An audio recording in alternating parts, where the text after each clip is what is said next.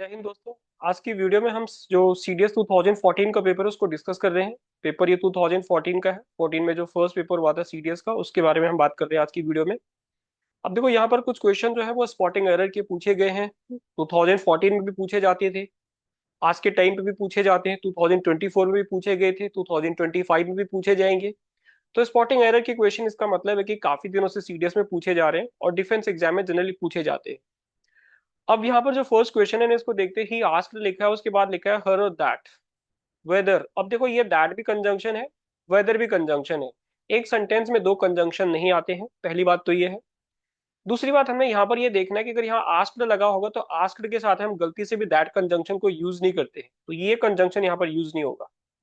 तो यहाँ पर हम ऐसे बोल सकते हैं कि he asked her whether she knew what had happened last week. यहाँ तक तो सेंटेंस फिर ये ठीक हो जाएगा। तो ये एरर जो होगा ना इसका, ये ए पार्ट में हो गया है।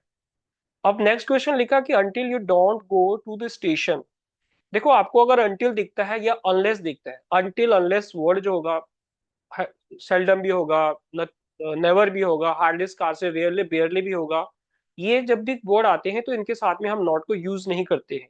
और जबकि इसने यहाँ पे नॉट को यूज कर रखा है तो ये सेंटेंस में एरर इधर ही आ गया। तो इसका जो करेक्ट आंसर होगा वो क्या होगा, अंटिल यू। ये डू नॉट को हटा देते हैं तो until you go to the station बन जाएगा इसका। ये अंटिल वाला जो क्वेश्चन है ना, ये सीरियस में अनलिमिटेड टाइम पे पूछा गया है और पूछा जाता है। सेम ये क्वेश्चन भी कई बार पूछा जाता है घुमा फिरा कर। यानी दोनों क्वेश्चन यहाँ पर बहुत ज्यादा इंपॉर्टेंट है सीरियस के पॉइंट ऑफ व्यू से। इसका आंसर ये हो गया। I didn't know where they were going nor could I understand why had they left so soon. ये क्वेश्चन है, बहुत इंपॉर्टेंट क्वेश्चन है। इस क्वेश्चन में भी बात, बहुत इंपॉर्टेंट बातें की गई है। आई डिडंट नो, ये तो बिल्कुल सही है। वेयर के बाद अगर हम यहाँ पर वर लगा देते, वेयर वर दे, तो तब इस सेंटेंस में आ जाएगा एरर। ऐसे क्योंकि क्वेश्चन पूछे गए हैं स्पॉटिंग एरर के, तब इसमें एरर आ जाएगा। बट अभी के लिए यहाँ पर इसने सही लगा रखा, तो इस पार्ट में तो कोई एरर नहीं है। नॉर कुड आई अंडरस्टैंड, इसमें भी कोई एरर नहीं दिया गया है। आगे हम चलते हैं। Why had they left so soon. अब देखो ये वाई के बाद, यानी वाई के बाद क्या लगा दिया इसने, हेल्पिंग वर्ब लगा दिया ना। और हमने क्या बोला है कि अगर हम वेयर के बाद या डब्ल्यू एच के बाद अगर हेल्पिंग वर्ब लगा रहे हैं तो उसको इंटेरोगेटिव बना रहे हैं। बट ये तो सेंटेंस में कंजंक्शन का काम कर रहा है, तो कंजंक्शन का काम करेगा तो क्या करेगा वो, जब भी कंजंक्शन का काम करेगा डब्ल्यू एच, तो डब्ल्यू एच के बाद आप सब्जेक्ट लगाओगे। फिर आप सब्जेक्ट के बाद हेल्पिंग वर्ब और वर्ब का जो भी वर्ब होगा या ऑब्जेक्ट होगा, जो भी पैटर्न उस सेंटेंस का होगा उसके अकॉर्डिंग चलोगे। जब आप उसको एज ए कंजंक्शन यूज कर रहे हो, जो हम नरेशन में भी समझते हैं, डायरेक्ट एंड डायरेक्ट में भी हम यही रूल समझते हैं। तो वो एरर क्या हो गया इसका, यहाँ पर ये आ जाएगा। इसका सही जो आंसर होगा वो क्या होना चाहिए, तो वो यहाँ पर हम वाई के बाद हैड लगा, वाई के बाद लगा देंगे दे, वाई दे हैड, इसमें आंसर जो होगा वो सही हो जाएगा। अभी के लिए गलत था। नेक्स्ट क्वेश्चन पे चलते हैं। अब जो नेक्स्ट क्वेश्चन है यहाँ पर ये लिखा हुआ है, इंक चेंज कर देते हैं, चलो आगे बढ़ते हैं। The distinguished visitor, visitor noun है, डिस्टिंग्विश यहाँ पर काम किससे का कर रहा है, एडजेक्टिव का काम कर रहा है। Said that he had great pleasure to be with us for some time and that the pleasure, यहाँ पर देखो ये काफी इंपॉर्टेंट बात है, द प्लेजर लिखा हुआ है, that the pleasure was all the greater because his visit afforded him an opportunity to study the working. जो भी लिखा है यहाँ पर काफी बड़ी बातें की गई है, एरर ढूंढते हैं इसमें। देखो यहाँ पर द प्लेजर लिखा हुआ है और यहाँ पर भी प्लेजर है, और प्लेजर से पहले हमें एक आर्टिकल लगाना पड़ेगा, अ प्लेजर। पता लगा। तो जब हम अ या एन को यूज करते हैं और जब हम उसको नाउन के साथ में यूज करेंगे, अब उसी बात को जब हम रिपीट करेंगे तो वो क्या बन जाएगा, वो द बन जाता है। तो ये द प्लेजर लगा तक रखा है, तो इसका मतलब कि मैं जो फर्स्ट वाले में जो प्लेजर आया होगा तो वहां पर अ प्लेजर लगाना पड़ेगा। तो हम यहाँ पर बोलेंगे कि the distinguished visitor said that he had a great, यहाँ पर अ लगा दिया हमने, अ ग्रेट प्लेजर। तो ये एरर किस में आ गया, ए वाले पार्ट में आ गया। क्वेश्चन नंबर 5 देखो, please convey my best wishes back to your parents. अब देखो जब हम बैक को यूज नहीं करेंगे यहाँ पर, जब हम बेस्ट विशेष करेंगे तो वहां पे बैक लगाने की जरूरत नहीं होगी, तो बैक यहाँ पर अननेसेसरीली लगा रखा है, तो इसका एरर इसमें आ जाएगा। The call of the seas have always found an echo in me.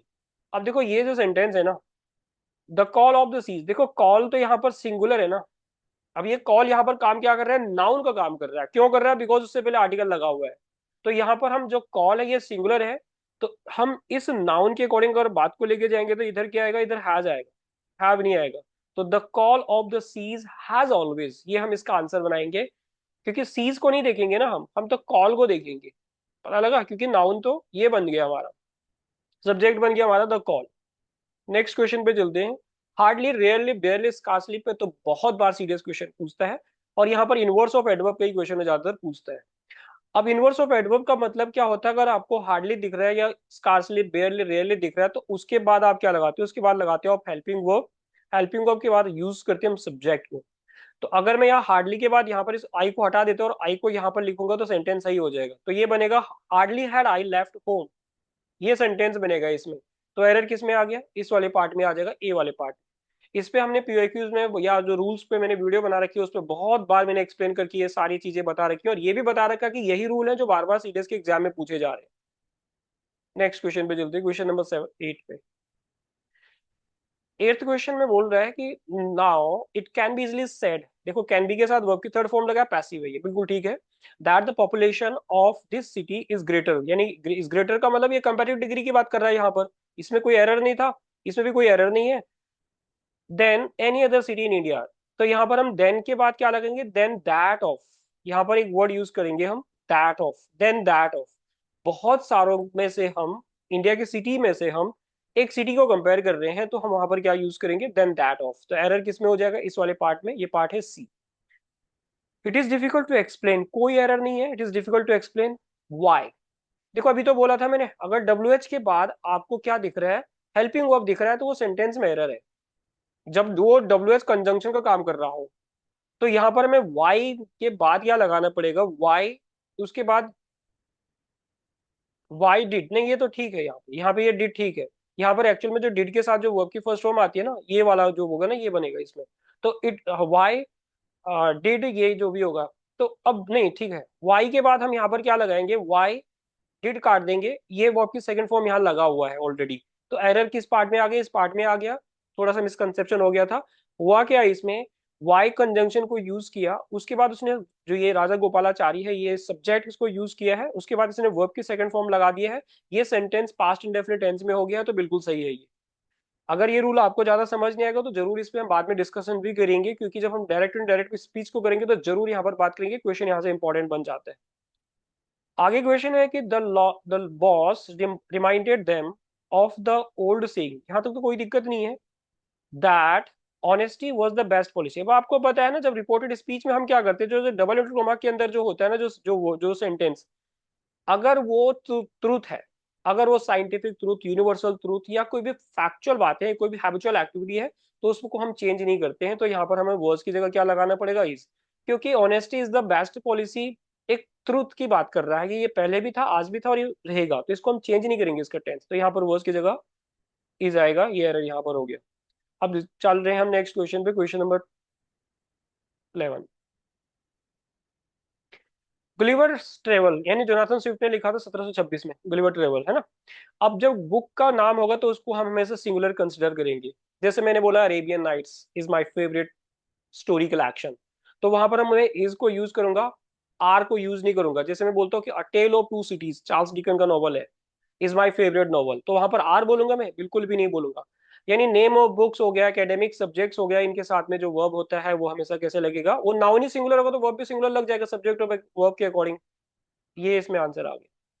The teenager reassured his, जो टीनेजर था उसने अपने पापा को रिश्योर किया at the station, don't worry dad, I will pull on very nicely at hostel. देखो pull on नहीं बोलेंगे यहाँ पर, यहाँ पर हम कैरी ऑन बोल सकते हैं, मतलब कैरी ऑन टाइप का बोल सकते हैं यहाँ पर हम, पुल ऑन नहीं बोलेंगे यहाँ पे। तो एरर किस में आ गए? ये सी में आ गए। उसके बाद आता है कि the way he is behaving, he will soon spill the bean. देखो स्पिल द बीन का मतलब होता है टू डिस्क्लोज अ सीक्रेट, ये इंडिया 2023 के आसपास पूछा भी गया था। इसका मतलब, ये इडियम है ये, इसका मतलब होता है to disclose a secret. I am afraid, यहाँ पर कोई एरर नहीं है।